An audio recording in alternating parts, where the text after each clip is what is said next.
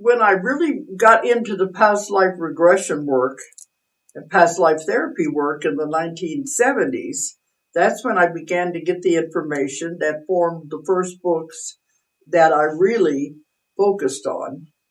The 5 Lives Remembered was the first book I ever wrote, but it took 40 years to get it out. But the first book that I wrote after that was the Jesus books. It's called Jesus and the Essenes was the first one. Because within the 1970s, I had a young girl come to see me, and we went back to a past life where she was one of the Essenes at Qumran during the time of Jesus.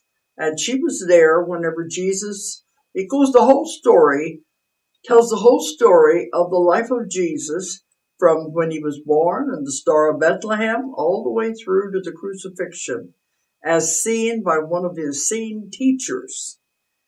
The Essene teacher was called Sودی, and he was there giving his viewpoint of the entire life of Jesus.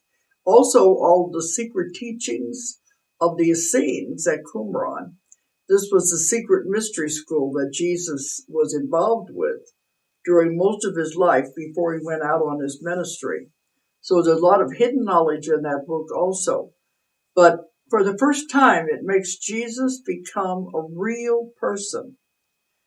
And a lot of people have liked that because it takes him down off of his pedestal, and you can see how he performed the miracles he did, where he got his training from, because it also talks about how Joseph of Arimathea, his uncle, took him all over the world to study with all of the main teachers of that time, the ones who had the hidden knowledge.